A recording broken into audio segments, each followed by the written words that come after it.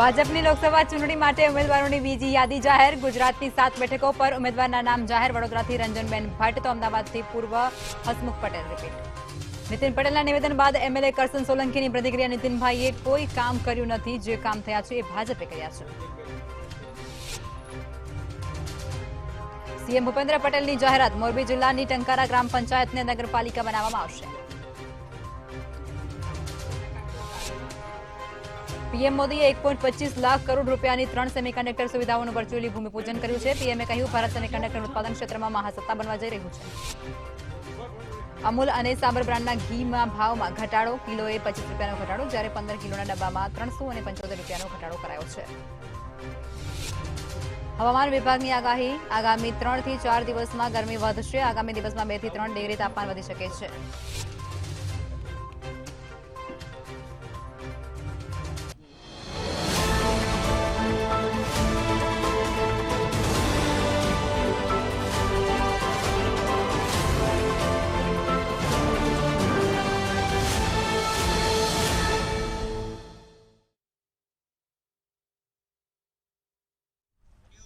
નમસ્કાર, આપ જોઈ રહ્યા છો મંતવ્ય ન્યૂઝ અને સીધો સંવાદ સાથે હું છું લખમા. લોકસભાની ચૂંટણીમાં ભાજપે 370 નો મસ્ત મોટું ટાર્ગેટ રાખ્યું છે અને તેને સર કરવા માટે પાસા પણ ગોઠવી દીધા છે. તેણે 370ના આ ટાર્ગેટ શા કારણે રાખવામાં આવ્યું છે તે પણ એક ચર્ચાનો વિષય બની ગયો છે. કારણ કે 370ની કલમ હટાવ્યા બાદ ભાજપ વારંવાર 370નો ઉલ્લેખ કરી અને શું લોકોના માનસ પટ પર તેની છાપ ઘસાવા દેવા નથી માંગતી કે પછી મસ્ત મોટા ટાર્ગેટથી કોંગ્રેસ અને વિપક્ષનું મનોબળ તોડવા માંગે છે? ત્યારે અહીં એ સવાલ પણ ઊભો થાય છે કે શા માટે કોંગ્રેસ એ નક્કી નથી કરી શકતું કે તે કેટલી બેઠકો મેળવી શકશે. ગઠબંધન હોવા છતાં પણ તેઓના દ્વારા કોઈ પણ પ્રકારે ચોક્કસ નિર્ણય નથી લેવાતો. તો આવા અનેક મુદ્દાઓ પર કરીશું આજનો સીધો સંવાદ.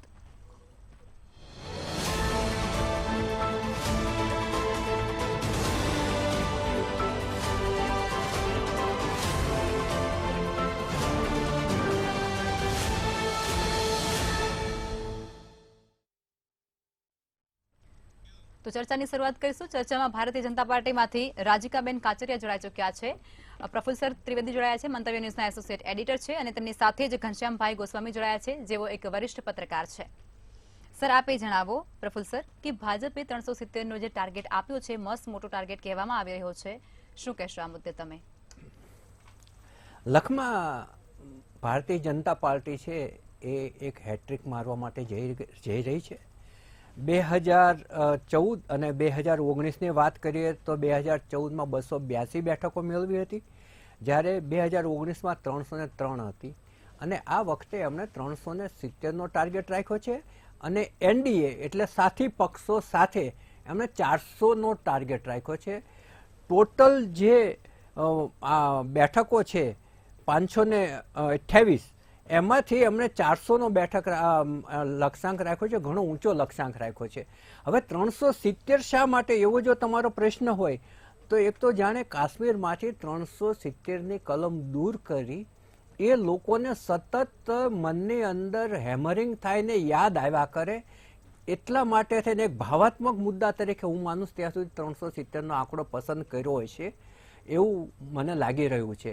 કે જેથી જે વર્ષોથી જે કહેવાતું હતું કે ભાઈ 370ની કલમ દૂર કરવામાં આવશે, દૂર કરવાની હિંમત જે આ વખતે ભારતીય જનતા પાર્ટીના નેતૃત્વવાળી સરકારે કરી, એટલે હું માનું ત્યાં સુધી 370નો લક્ષ્યાંક. બીજું કે હંમેશા કોઈ પણ રાજકીય પાર્ટી હોય લક્ષ્યાંક ઊંચો આપે છે, જેથી એમના જે કાર્યકરો હોય છે એનો જે ઉત્સાહ હોય છે એમાં પણ વધારો થાય છે, અને મતદારો ઉપર પણ એની હકારાત્મક રીતે સાયકોલોજીકલ બહુ મોટી અસર થતી હોય છે.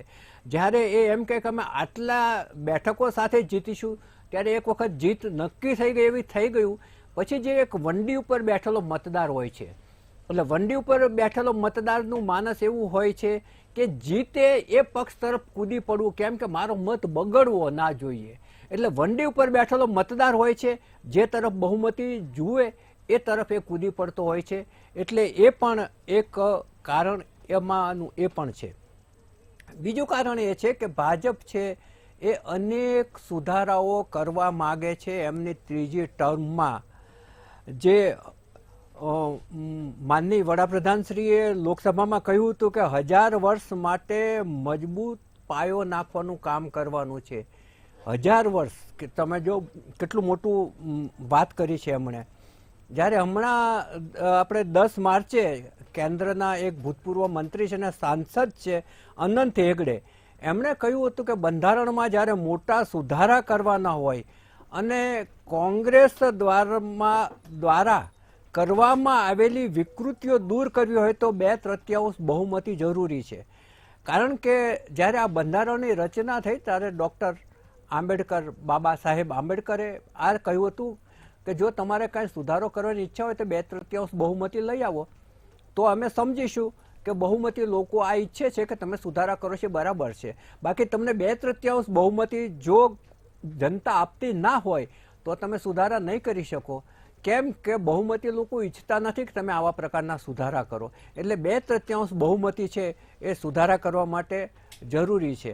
આ ઉપરાંત ઘણી બધી એવી બાબતો છે કે જે ભારતીય જનતા પાર્ટી છે એ આગામી એની ટર્મ મળે તો એ ટર્મમાં ઘણા બધા સુધારા કરવા માગે છે. જેમાં એક દેશ એક ચૂંટણી એ સૌથી મોટી વાત છે કે તમામ ચૂંટણીઓ એક સાથે થવી જોઈએ. બીજું, બંધારણની જે પ્રસ્તાવના છે એમાં કેટલાક ફેરફારો માગે છે અને મૂળભૂત માળખામાં કેટલાક ફેરફારો એટલે સંશોધનની વાત છે. અને રાજ્યપાલ છે એને સત્તાઓ વધારવાની વાત છે. અને કેન્દ્ર અને રાજ્યોને જે વર્તમાનમાં મળેલી સત્તાઓ છે એનું નવેસરથી વિભાજન કરવાની પણ વાત છે. હવે આ બધી જ જે વાતો છે એ જે બંધારણમાં વણાઈ ગયેલી વાતો છે એમાં જો સુધારો કરવો હોય તો બહુ જ સજ્જડ બહુમતી જોઈએ. અને ભારતીય જનતા પાર્ટી આજે અપેક્ષા રાખી રહી છે કે જનતા અમને એટલે સજ્જડ બહુમતી આપશે, હેટ્રિક મારશે, ત્રીજી વખત સરકાર આવશે અને એ આજે એમને જે 2/3 બહુમતી મળે તો એ પોતે જે ઈચ્છે છે એવા સુધારાઓ જૂના કાયદાઓમાં અને તે લઈ અને તમામ જગ્યાએ કરી શકશે અને નવી બાબતો દાખલ કરી શકશે. જી ચોક્કસથી સર, બિલકુલ. રાધિકાબેન, આપ એ જણાવો કે ભાજપ એ 2/3 જેટલી બહુમતી મેળવી અને ત્યારબાદ બંધારણમાં મોટો ફેરફાર કરવા ઈચ્છતું હોય તેવું એક અનુમાન અત્યારે વરિષ્ઠ પત્રકારો દ્વારા લગાવવામાં આવી રહ્યું છે. આ અનુમાનને તમે કઈ રીતે જુઓ છો? બેન, અનુમાન શબ્દ કદાચ હું પોતે સ્વીકારું નહીં, કારણ કે અનુમાન તો છે જ નહીં. 400 સીટ્સ આવવાની જ છે. એટલા માટે કે આ દેશને હવે ખબર પડી ગઈ છે કે જ્યારે સેન્ટરમાં મોદીજીની ગેરંટી અને મોદીજીની સક્ષમ સરકાર બેસેલી હોય છે તો કામ બહુ સારી રીતે સમગ્ર દેશમાં હોય છે. હું આપને 1-2 એક્ઝામ્પલ્સ આપું. જ્યારે મોદીજી અહીંયા સીએમ હતા ત્યારે નર્મદા, આપને તો ખબર છે આખી સ્ટોરી કે અહીંયા નર્મદાના એક ગેટ લગાવવાના હતા, એક જ આમ એક પાટિયા લગાવવાના હતા, જેનાથી ઘણા બધા જે ખેડૂતોને પાણી બહુ સારી રીતે અને રેગ્યુલરલી મળી એક સારી રીતે એ લોકોને પાણી એ લોકોના ખેતીમાં આવી જવાની વાત હતી. પણ સેન્ટરમાં એ સમયે જે સરકાર હતી એ લોકોએ એગ્રી કર્યા જ નહીં. એ લોકોએ એવી રીતે આખું સ્ટોરી બનાવી, અહીંયા ઘણા બધા આંદોલનકારી લોકોને મૂકી દીધું અને આંદોલન થઈ ગયા કે આ નહીં થવું જોઈએ, આ ને તે. પણ જ્યારે મોદી સાહેબ 11 દિવસમાં પ્રાઇમ મિનિસ્ટર બન્યા ત્યારે 11 દિવસના અંદર અહીંયા ગેટ બનાવીને બધા ખેડૂતોને જે આ એરિયામાં વિસ્તારમાં એ લોકોને પાણી આજ સુધી બહુ સારી રીતે મળે છે. Point number 1. પોઈન્ટ નંબર 2, આપને સમગ્ર દેશમાં જે અયોધ્યાની વાત કરું તો અયોધ્યામાં જે 200 એકરની જમીન જે હાસિલ કરીને આ ભવ્ય મંદિર બન્યું છે. કોંગ્રેસ તો કહેતી હતી મંदिर बनाओगे आप डेट तो नहीं दोगे. मंदिर भी बनाया और अच्छे से बनाया और समग्र देशમાં શ્રી રામની મહિમા ચારો બાજુ થઈ. આ જે વસ્તુ છે તમે માનશો નહીં, 50 દિવસમાં 1 કરોડ પ્લસ શરણાગતો ત્યાં ગયા છે દર્શન માટે. રાધિકાબેન, એમનો પ્રશ્ન એવો છે કે આપણી ટોટલ 543 બેઠક છે, 543, એમાંથી 370 કે એથી વધુ બેઠકો મેળવવા, એટલે ભવિષ્યમાં શું કરવાની યોજનાઓ હોઈ શકે હા, એ જ આપણે કહી રહી છું હા. કારણ કે આ બધા જે ચેન્જીસ છે ને પ્રફુલભાઈ, આપ તો બહુ સિનિયર છો, આપને એકદમ આપે બહુ સારી રીતે આખી વાત તમે જ્યારે વાત કરતા હતા બહુ સારી રીતે આપે વાત કરી કે જે સરકાર સેન્ટરમાં હોય અને સેમ સરકાર રાજ્યમાં હોય તો કામ કરવાની જે પ્રક્રિયાઓ છે એ બહુ સાધારણ રીતે અને સારી રીતે થઈ શકે છે, જેનાથી લોકોને જ લાભ મળશે, બીજું કોઈને નહીં, પણ જે સ્થાનિક લોકો છે એ લોકોને લાભ મળે. હું ધારો કે નર્મદાનું એક્ઝામ્પલ મેં આપ્યું કે કાશી વિશ્વનાથની વાત કરું તો અત્યારે કાશી વિશ્વનાથમાં 12 એકર જમીન જે લઈને એટલું ભવ્ય મંદિર બનાવ્યું, તો જે આજુબાજુ લોકો છે એ લોકોને કેટલું તમે લો તો જ્યારે પણ ટ્રાવેલર્સ આવે એ લોકો ખરીદી કરે ને ત્યાં એક આખું વાતાવરણ બને. આપને કહું તો નર્મદા જે આપણો એક પછાર ટ્રાઇબલ વિસ્તાર હતા, ત્યાં સ્ટેચ્યુ ઓફ યુનિટી પછી એકતા નગરમાં આ તમે ચેન્જીસ તો જો, આ માત્ર એક જ કારણ છે કે સેન્ટરમાં જે સરકાર છે, સ્ટેટમાં પણ સેમ જ સરકાર છે અને એના માટે કમ્પ્લીટ બહુમતી જોઈએ અને એના હિસાબે અમે માનીએ છીએ નહીં, અમને 100% ખબર છે અને અમને 100% એટલા માટે ખબર છે કારણ કે આ ભારત દેશના જે લોકો છે એ લોકો બહુ સ્માર્ટ વોટર્સ છે, એ લોકોને ખબર છે કે આ સરકાર જે છે એ અમને ગેરંટી સાથે કામ કરીને આપશે. ના પણ રાધિકાબેન, જે થયું એ તો બરાબર છે, લોકોએ વખાણ્યું જ છે, પણ હવે શું કરવા માંગે છે એની વાત કરવાની હતી. પણ એ તો હવે જેમ જેમ ટાઈમ થશે એમ નીકળશે કારણ કે અત્યારે કઈ બ્લેક એન્ડ વ્હાઇટમાં લખેલું ન હોય, પણ એક્ઝેક્ટલી જે મેનિફેસ્ટોમાં વાત થઈ છે, અમારું જે ચૂંટણી ઢંઢોરો છે ફક્ત ને ફક્ત ઓન પેપર નથી, જે વાત થઈ છે એ ઓન ગ્રાઉન્ડ થઈ રહ્યો છે. આર્ટિકલ 370 ની વાત કરી લો, CAA ની વાત કરી લો, ટ્રિપલ તલાકની વાત કરીએ, એટલા ડિફિકલ્ટ વસ્તુઓ જે આ દેશ કોઈ દિવસ જે સરકારો કોંગ્રેસની સરકારો જી બિલકુલ રાધિકાબેન, એ બધું ભાજપ કરી ચૂક્યું છે. મારો મતલબ અને મારો પ્રશ્ન એ હતો કે બંધારણમાં તમે જે મોટા ફેરફાર કરવાના છો તેના વિશે તમારે કહેવાનું હતું. ખેર, થોડી વાર પછી જવાબ તમે આપજો. ઘનશ્યામભાઈ, તમે એ જણાવો, તમે એક સિનિયર પત્રકાર છો તો તમે એ વસ્તુનો જવાબ આપો કે 370 જ શું કામ? ચોક્કસ પોલિટિકલ જ નિર્ણય છે. 370 રદ કરવાનો જે નિર્ણય કરવામાં આવ્યો છે પોલિટિકલ નિર્ણય છે અને એનાથી ભાજપનો ફાયદો થયો જ છે.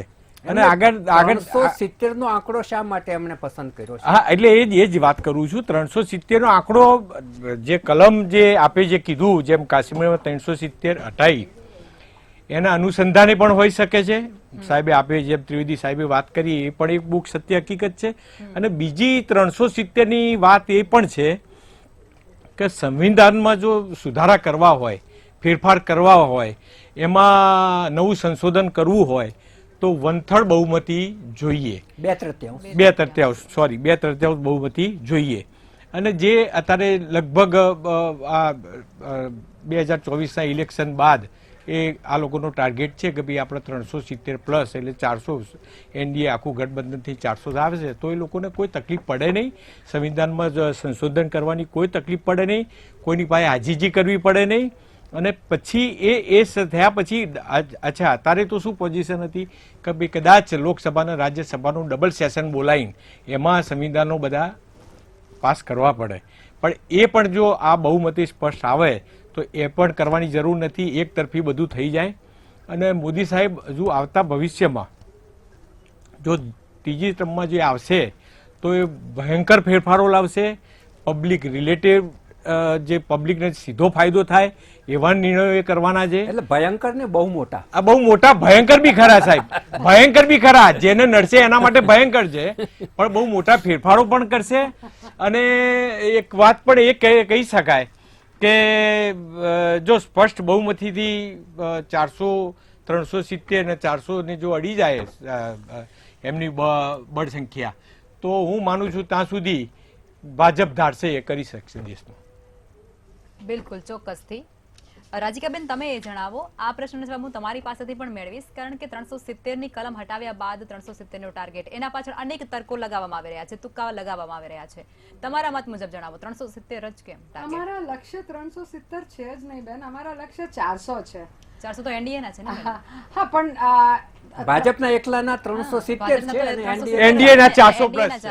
શોર્ટ અમારી સરકાર બનશે. હા. પણ 370 એટલા માટે કારણ કે જે આર્ટિકલ 370 જે પસાર થયો અને કદાચ આપને ખબર નથી કે આ આર્ટિકલમાં એક પાર્ટ કોંગ્રેસે બહુ શાતિર રીતે ગાયબ જ કરી દીધું હતું, જેનાથી આ આર્ટિકલ અને જે એના અંદર સંવિધાનમાં લખેલું હતું એ ઓન ગ્રાઉન્ડ રિયાલિટી કાશ્મીરમાં બની નહીં. કાશ્મીરના પંડિત, કાશ્મીરના લોકો, ટેરરિઝમ, આ બધી જ વસ્તુ એક જ કારણસર કે એનું એક પાર્ટ હવે એને છુપાઈને રાખ્યું છે, એ ગુમાઈ લીધું છે, એ શું છે પણ એ ગાયબ હતું.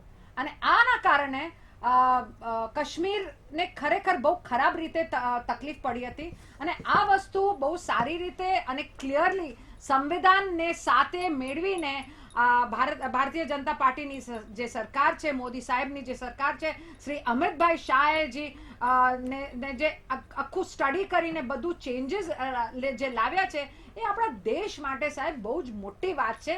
અને એના હિસાબે જે કાશ્મીર આપણું મુકુટ છે એ આપણા મુકુટ આજ સુધી આપણા પાસે છે. અને નેક્સ્ટ ટર્મમાં મને તો લાગે છે જે બાકી આજુબાજુની જે જગ્યાઓ છે, જે ટેરરિઝમ છે, જે બાકી દેશો માંગે છે એ લોકોને પણ ઘર ભેગા થવું પડે, કારણ કે આ દેશમાં ઝીરો ટોલરન્સ ઓન ટેરરિઝમ રહેશે. ભારતીય જનતા પાર્ટીની સરકાર, મોદીજીની સરકાર રહેશે તો. જી ચોક્કસથી, બિલકુલ. ઘનશ્યામભાઈ, તમે એ જણાવો કે ભાજપે તો પોતાનો ટાર્ગેટ નક્કી કરી દીધો છે અને પોતે જીતવાનું છે એવું તેમનું અનુમાન નહીં પરંતુ તેઓની ગેરંટી છે એવું કહી શકાય છે. પરંતુ કોંગ્રેસ અત્યારે ક્યાં છે? કારણ કે ગઠબંધન હોવા છતાં પણ તેઓ એ નક્કી નથી કરી શકતા કે અમે કેટલી બેઠકો લઈને આવવાના છીએ. ભાજપ સામે જ્યારે તે મેદાને ઉતરવાના છે તો તેઓ કેટલી જંગ સાથે જંગની કેટલી લીડ સાથે જીતશે તે પણ એમનામાં હજુ સુધી કોઈ પણ એવા પ્રકારનું નિવેદન આપણે સાંભળ્યું નથી. ટૂંકમાં આ જંગની અંદર કોંગ્રેસ ક્યાં ઊભી છે? કોંગ્રેસ જંગની અંદર કોંગ્રેસ ક્યાંય દેખાતી નથી આમ જોઈએ તો. બીજી એક વાત તમને કહું કે કોંગ્રેસના કેટલાક નેતાઓએ જે હમણે ઓફ કેમેરા અમે વાત કરતા હતા પ્રફુલ્લભાઈ સાહેબ જોડે, કોંગ્રેસના કેટલાક નેતાઓએ તો સામેથી ના પાડી દીધું કે અમારે ઇલેક્શન નથી લડવું.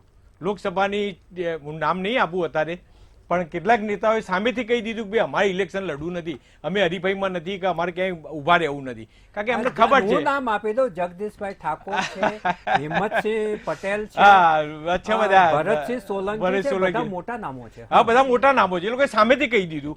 એટલે હવે સમજો કે તમે એક કોંગ્રેસ જ્યારે હરીફાઈમાંથી ખસી ગઈ છે એટલે એ તો સ્પષ્ટ સીધી જ વાત છે કે ભાઈ સીધી જ વાત. ખાલી એકાદ સીટની જો વાત કરીએ તો આ ભરૂચની સીટમાં કદાચ પેલા આપ પાર્ટીવાળા વસાવા કદાચ એ જોર કરી રહ્યા છે તો એ વાત બરાબર છે. બાકી એ તો ક્યાંય દેખાતા નથી ક્યાંય બીજી બેઠકો ઉપર. પણ આ કોંગ્રેસ હજુ ભાજપનું ક્યાં ગૂંચવાડો ઊભો થયો છે એ ખબર નથી પડતી, કારણ કે મહેસાણાની હજુ એ જાહેર નથી કરી શક્યા. હજુ મહેસાણાની અને બીજી બીજી બેઠકો છે, ટોટલ 4 બેઠકો હજુ એ લોકો જાહેર કરી શક્યા નથી. એટલે ક્યાંક ને ક્યાંક એમને ક્યાંક ગૂંચવાડો ઉમેદવારોમાં છે, શું છે એ તો હવે એ જ જાણે. બાકી આ પ્રવક્તાશ્રીએ એનો ખુલાસો કરી. ચોક્કસથી, બિલકુલ. રાધિકાબેન, તમે એ વસ્તુનો જવાબ આપો કે હજુ 4 બેઠકો પર તમે કોઈ નામ જાહેર નથી કર્યા, એના પાછળનું કારણ શું છે? ના, જો જ્યારે પણ બેઠકનું જે પણ કેન્ડિડેટ છે જાહેર થતું હોય છે, ધીમે ધીમે થતું હોય છે. અને જે કારણ છે આઈ એમ શ્યોર એ બહુ રિઝનેબલ કારણ છે. જે હાઈકમાન્ડ છે એ બહુ વિચારીને જે પણ મૂવમેન્ટ છે એ કરતા હોય છે. તો એટલે અમને થોડુંક રાહ જોઈને આપણે વેઇટ કરવું પડશે. અને આઈ એમ શ્યોર કેન્ડિડેટ જે આવશે એ 100% પ્રોપર અને સારા જ આવશે. જી બેન, મહેસાણા છે એ કેન્દ્રની બેઠક છે. એ બેઠક ઉપર બધાનું ધ્યાન રહેતી હોય છે, નજર ટકેલી હોતી હોય છે. આ બેઠક પર પણ આ વખતે અસમંજસની પરિસ્થિતિ છે. એ તો તમે એક વસ્તુ બેન આપને કહો કે દરેક બેઠક જે છે ભારતીય જનતા પાર્ટી માટે એ બહુ સિરિયસ મેટર છે. ઇલેક્શન ભારતીય જનતા પાર્ટી માટે it's a serious business, serious matter. કારણ કે સિરિયસ મેટર એટલા માટે કે દરેક જગ્યામાં જે કાર્યકર્તાઓ છે, જે બૂથના લોકો છે, જે દરેક વિસ્તારમાં એ લોકો એટલા અંદર સીમિત છે. અને આ લોકો ગજબાથી કામ નથી કરતા બેન. કાર્યકર્તાઓ જે છે દિલથી કામ કરે છે. અને જે પણ પાર્ટીના કાર્યકર્તા દિલથી કામ કરતા હોય છે ને એ લોકો માટે ઇલેક્શન જે હોય છે એક પર્વ હોય છે. ઇલેક્શન જે હોય છે એના માટે it is like a puja for them. અને જે લોકો એવી રીતે માને છે કે પૂજાના જેમ છે તો દરેક બેઠક ઇમ્પોર્ટન્ટ છે. દરેક બેઠક માટે આ વસ્તુ લાગુ પડે જ છે. જી બેન, ચોક્કસ, બિલકુલથી. ઘનશ્યામ સર, તમે એ જણાવો કે ભાજપ દ્વારા મસ્ત મોટું જે ટાર્ગેટ છે તેને જાહેર કરી અને શું તે વિપક્ષને માનસિક રીતે તોડી પાડવા ઈચ્છે છે? ચોક્કસ. ગુજરાતની જો વાત કરીએ આપણે તો ગુજરાતની અંદર માનસિક રીતે કોંગ્રેસ તો તૂટી જ ગઈ છે, વિપક્ષ જેવું છે જ નહીં. અચ્છા, બીજું શું છે કે ભાજપે જે સ્ટ્રેટેજી કરી કે જે દિગ્ગજ નેતાઓ હતા કોંગ્રેસના એ ધીમે ધીમે તોડીને બધાને ભાજપ સાથે એટલે ભાજપે ભેળવી દીધા એમની સાથે, બરાબર. એટલે હવે કોંગ્રેસમાં કોઈ એવો બાહુબલી હવે મન તો ક્યાંય દેખાતા નથી કે સીધી ફાઇટ એ કરી શકે ભાજપ સાથે. હા, ચોક્કસ એ લોકોના આંતરિક સંબંધો હશે એકબીજા સાથે, એ વાત બરાબર છે કે તો હોઈ બી શકે, કારણ કે અંગત લાઈફમાં સંબંધો હોય, પણ પક્ષની રીતે તો કોઈ અત્યારે હાલ ભાજપને કોઈ ફેસ કરી શકે એમ છે જ નહીં. એટલે ગુજરાતમાં તો લગભગ ભાજપની વિન જ કહેવાય અને એક તરફી જ ચૂંટણી છે ભાજપની. એટલે એટલો બીજો કોઈ ગુજરાતમાં તો આવો પ્રશ્ન ઊભો મને દેખાતું નથી કે હા. હવે એટલી એક વાત રહી કે ભાજપ કેટલી લીડ લે છે, ભાજપ લીડ કેટલી એના કાર્યકરો ભાજપના કાર્યકરો ભાજપના નેતાઓને કેટલી લીડ અપાઈ શકે છે. હા, 5 લાખની તમે દાવા કરો છો એ વાત સાચી છે, પણ હવે કેટલી લીડ, કારણ કે પાછલી ચૂંટણીમાં જોઈએ આપણે તો અમિતભાઈને 4 લાખની લીડ મળેલી હતી, સમજો. એટલે હવે તમારા કાર્યકરોને તમે કેટલી, બાહુબલી નેતા હતા જે સર્વોચ્ચ નેતા હતા એમને 4 લાખની લીડ, હવે તમે કેટલી લીડથી આગળ વધો છો એ હવે જોવાનું રહ્યું. જી ચોક્કસથી. રાધિકાબેન, તમે એ જણાવો કે ત્રીજી ટર્મથી મજબૂત પાયું ભારતીય જનતા પાર્ટી દેશમાં નાખશે તેવું પણ તેમના દ્વારા નિવેદનમાં કહેવાયું છે, શું કહેશો આ મુદ્દે? મેં જેવી રીતે આપણે કીધું બેન, જેમ જેમ અને જે પણ વાત તમારી ચૂંટણી દંડેરોમાં છે, જે મેનિફેસ્ટોમાં છે, એ 100% થવાનું જ છે. સેકન્ડલી, આપ જાણો છો મોદી સાહેબ નું મન જે છે એ ભારતના દરેક નાગરિક સાથે જોડેલું છે. એમને લાગશે કે આ વસ્તુ ખરેખર આ દેશ માટે જરૂરી છે, આ વસ્તુ આ દેશ માટે કરવા જેવી છે, તો એ 100% અને બહુમત જોડે રહેશે તો ઓબ્વિયસલી ઇઝીલી રહેશે. કોઈને પાસે હાજીજી કે રિક્વેસ્ટ કરવાની જરૂરત નહીં પડે. એટલા માટે આ બહુ જ ઇમ્પોર્ટન્ટ છે કે જે સરકાર સેન્ટરમાં છે એ સરકાર દરેક રાજ્યમાં પણ હોય, તો જે કામ છે એ સારી રીતે પ્રોપરલી અને કોન્સ્ટિટ્યુશનલ સપોર્ટ સાથે આ વસ્તુ આગળ વધી શકે છે. તો આ જે ચેન્જીસ થવાનું છે એ બેન આપ જાણો છો કે એ જેમ જેમ ટાઈમ પસાર થશે જે ચેન્જીસ છે એ 100% થવાનું છે. કારણ કે નરેન્દ્ર મોદીજી એક એવા લીડર છે જેને એક્ઝેક્ટલી ખબર છે કે શું, કેવી રીતે, ક્યાં અને ક્યારે, આ બધું બહુ સારી રીતે જાણે છે અને પરફેક્ટ ટાઈમ ઉપર કરે છે. આપ કરો ને, કાલને યાદ કરો ને, આપણું એટલું મોટું દેશ છે, એટલા બધા લોકોને તમે વેક્સિનેશન આપો સાહેબ, એ પણ ફ્રી, અને કેટલી સારી રીતે બધું શાંતિથી બધું ફિનિશ થઈ ગયું છે. તમે બીજા દેશને જો તો કમ્પ્લીટ એ લોકોના જીડીપી, એ લોકોના જે ઇકોનોમિક સ્ટેટસ છે એ કમ્પ્લીટ ફિનિશ થઈ ગયા છે. આપણે તો ક્યાં પહોંચ્યા છે અને આપણે હજી સુધી આગળ દોડવા માંગીએ છીએ. તો that is the magic, that is the Modi magic, અને એ મોદી સાહેબની ગેરંટી છે. હું એક વાત કહીશ કે જેમ ત્રિવેદી સાહેબે વાત કરી કે મતદારો અત્યારે વંડી ઉપર બેઠા છે આમથી આમ. સાહેબ એવું નથી, મતદારોએ તો કેટલાક મતદારો શબ્દ, હા કેટલાક મતદારો, પણ સાહેબ આપને એ વાત કહી દઉં, મતદારોએ તો ટોટલ કીધું છે કે ભાઈ અમારો વોટ ક્યાંય ફેલ થવો જોઈએ નહીં, બરાબર. એટલે વોટ ક્યાં આપવાના છે એ પણ નક્કી છે. અને બીજું શું છે કે અત્યારે હાલ ભાજપ સરકાર ગુજરાતમાં છે અને ગુજરાતમાં ભાજપ સરકાર છે અને તંત્ર પણ એમની પાસે છે, એટલે એ કોઈ પ્રોબ્લેમ થવાનો જ નથી. અને સીધી એક તરફી જાય ઇલેક્શન છે, એટલે લોકોના માઇન્ડ પણ એ રીતે સેટ થયેલા છે. જી ચોક્કસ, બિલકુલ. એટલે હવે સર, હા પ્રફુલ સર, આપ સમાપનમાં એ જણાવો કે કોંગ્રેસ દ્વારા 5 જેટલી ન્યાયની ગેરંટી છે તે આપવામાં આવી છે, તો એમની ગેરંટી પર લોકો વિશ્વાસ કરશે કે પછી મોદીની ગેરંટી ઇઝ બેસ્ટ? મૂળ ગેરંટી શબ્દ કોંગ્રેસનો હતો. કોંગ્રેસે કર્ણાટકની અંદર ડિક્શનરીમાં સાહેબ એક વર્ડ છે સાહેબ ભાજપે તો સાહેબ કેટલાય આવા વર્ડ્સ લઈ લીધા તમે, એટલે મૂળ ગેરંટી આપવાનું એને ચાલુ કર્યું, કર્ણાટકમાં એમને ચાલુ કર્યું. જી અને બેન સાંભળી લઈએ, રાધિકાબેન, એક જ મિનિટ હું રાધિકાબેન સાંભળી લઈએ, પૂરું કરી દઉં. એટલે જે ગેરંટી કર્ણાટકમાં એમણે આપી હતી, રાજસ્થાનમાં પણ આપી હતી, પરંતુ માનનીય મોદી સાહેબ છે એ બહુ જ શબ્દ કલાના માહિર છે, પ્રવચન કલાના માહિર છે અને એક પ્રખર વક્તા છે. એટલે એમને ક્યાં કયો શબ્દ વાપરવો અને કયા શબ્દનો કઈ રીતે ઉપયોગ કરી લેવો એની સૂઝ બહુ ઊંડાણપૂર્વકની છે. દાખલા તરીકે અગાઉના એક ઇલેક્શનમાં એમને ચાયવાળા કહ્યું, તેમણે ચાય પે ચર્ચા, એટલે પહેલે જે તીર છોડ્યું હતું ને એ તીરને જ પોતે વટાવી લીધું. એ રીતે આ જ્યારે કોંગ્રેસે ગેરંટી શબ્દ ચાલુ કર્યો એ શબ્દ આખો એમને જ લઈ લીધો ને અત્યારે કોંગ્રેસ પોતે જ ભૂલી ગઈ કે આ શબ્દ અમારો હતો. એટલે ગેરંટી જે છે એ મહદઅંશે મોટાભાગના લોકો જે માને છે એમાં જે નરેન્દ્રભાઈ મોદી બોલે છે એમાં વધારે વિશ્વાસ મૂકે છે. કારણ કે એ જે વિકાસ છે, ઘણો બધો વિકાસ છે, તમે નરી આંખે જોઈ શકો છો. હવે જે કોંગ્રેસની તમે વાત કરી, કોંગ્રેસ છે એને માનસશાસ્ત્રીય રીતે જોવા જાઓ ને તો એમાં હતાશાનું વાતાવરણ છે. અને ભાજપે જે બહુ તમે ચૂંટાયેલા ધારાસભ્યોને પણ જે 17 હતા એમાંથી 13 થઈ ગયા, એટલે ચૂંટાયેલા ધારાસભ્યોને પણ લઈ આવ્યા ભાજપ. એટલે એક માનસશાસ્ત્રીય રીતે પણ એમને એકદમ હતાશ કરી દીધા છે. અને જે લોકો છોડીને આવે છે પણ એ હતાશાના વાતાવરણમાંથી જે બહાર નીકળવા માટે થઈને ભાજપમાં જાય છે. આમાં જે છોડે છે એ લોકોના 4 થી 5 કારણો છે. તો સત્તા લાલસા હોય છે, બીજું જે હતાશા હોય છે, હતાશા ખંખેરવાની હોય છે, ત્રીજું છે એ કોઈ ઈડી કે એ કોઈનો ડર પણ હોય છે. કારણ કે જે લોકોએ ભ્રષ્ટાચારથી નાણું ભેગું કર્યું હોય એ ક્યાંક જતું ના રહે એનો સૌથી મોટો ડર હોય છે. કેટલાકને પોતાના સંતાનોને સેટ કરવાના હોય છે, કેટલાકને પોતાના જામેલા ધંધાઓ હોય છે અને આગળ વધારવાના હોય છે. આ બધા કારણો અને આ બધું ઓપન સિક્રેટ છે, બધા જાણે જ છે. એટલે જે જાય છે એ ચોક્કસ કારણોસર જાય છે. પરંતુ ભારતીય જનતા પાર્ટી છેલ્લા 2 ઇલેક્શનની વાત કરો તો 2014માં 26માંથી 26 મેળવી હતી, 2019માં 26માંથી 26 મેળવી હતી. માત્ર 2009માં કોંગ્રેસની 11 બેઠકો હતી. તમે જુઓ કે 11 બેઠકોમાંથી 1 કે 2 બેઠકે ના રહે છે, 26 ભાજપ. એટલે આ જે આખું જે ગુજરાતનું વાતાવરણનું તમે વિશ્લેષણ કરો તો 26 બેઠકો ઉપર ભાજપ બહુ જ આસાનીથી જીતી શકે એવી પરિસ્થિતિ છે.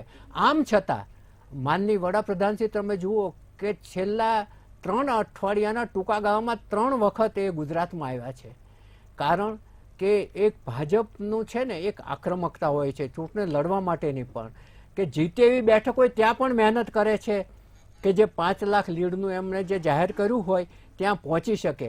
એટલે જે જીતે એવી બેઠક હોય છે ત્યાં પણ એ ખૂબ જ મહેનત કરે છે અને આખું જે વાતાવરણ છે એના ઉપર એ એક માનસશાસ્ત્રીય અસર ઊભી કરે છે. જી ચોક્કસથી.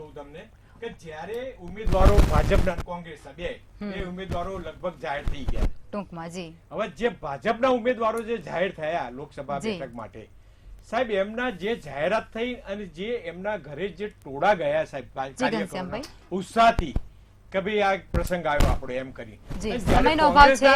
કોંગ્રેસના ઉમેદવારો જાહેર થયા અને એમના તાંગા કાગડા ઉગતા નતા સાહેબ. જી ચોક્કસ. એટલે આ ચોક્કસ બતાવવા રાજીકાબેન, ઘનશ્યામભાઈ અને સર અમારી સાથે ચર્ચામાં જોડાયા તે બદલ ધન્યવાદ. હવે જ્યારે ભાજપે 370 નો ટાર્ગેટ આપ્યો છે ત્યારે 370 ને લઈ અને ચર્ચાઓએ જોર પકડ્યું છે કે શા માટે 370 જ.